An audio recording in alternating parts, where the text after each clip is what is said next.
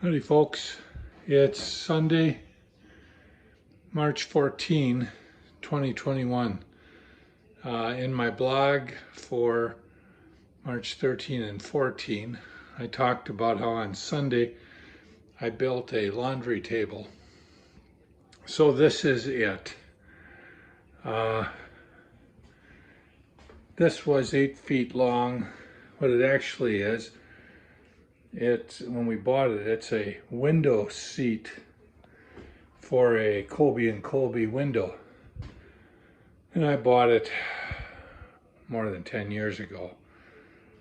And I don't know what I paid for it, 40 or 60 bucks. My thought was originally I was going to use it and take our countertop on our vanity on Bald Eagle Boulevard and turn it and use this.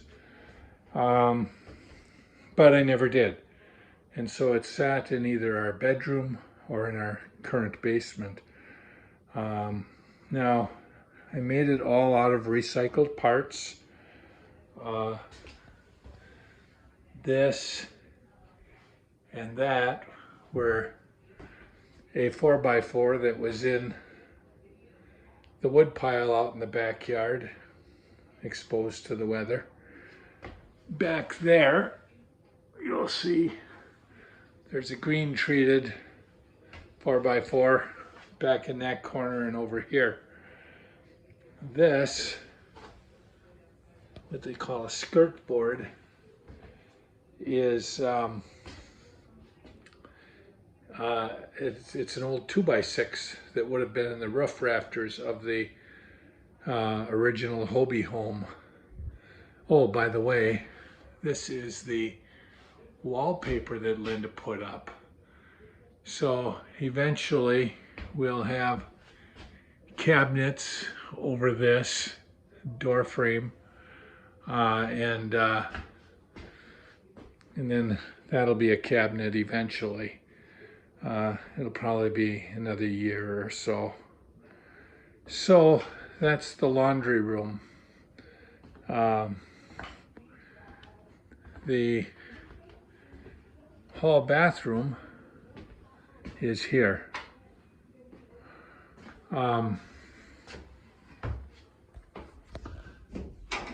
Linda has wallpapered this. I think it's really, really pretty. We got this mirror at Hobby Lobby for like 60 bucks, and it just fits in here so nicely. We bought that light fixture at Menards, and we snaked the wire up in the wall, and then I think I showed you how we snaked the power or the wire from that goes up to there. We snaked that up with a couple of holes in the hall and tied it into this fixture, this switch. This is the wainscoting. We've used plywood in here because bathrooms have a certain amount of moisture, and we think that plywood will hold up better than MDF, which is how we plan on doing the rest. You know, I talk about this trim, and the trim is pieces of pine, or in this case, maple.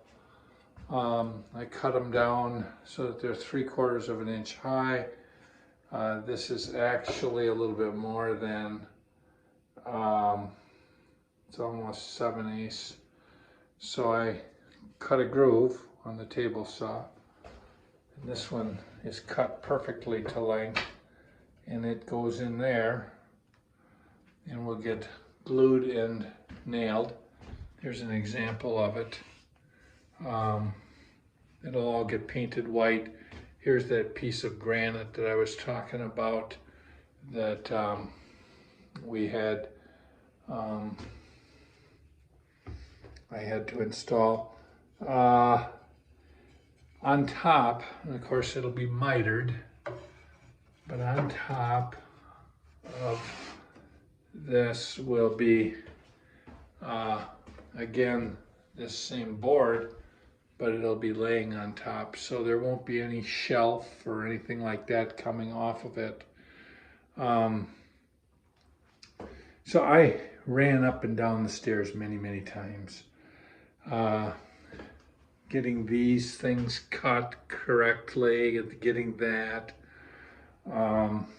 I had built this, pre-built this panel. I'll never do that again because it was a real pain in the ass.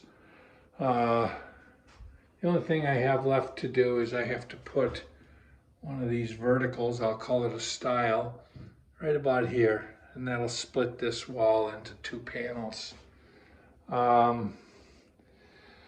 So doing this trim would have taken a lot longer, except I brought a chop saw up and put it on that table in the laundry room. There'll be some sawdust, but I'll have that. I'll get this thing, you know, I'll get it cleaned up and the like tomorrow. I talked about my door trim with back banding, and so you can see right there I got a little bit of a space, but I'll just put some caulk in there. So Linda will finish painting that. When I do this side, what I'm gonna have to do is cut a notch out of this side. You can see my finger. This side of that one, so that it sits over the top of this tile.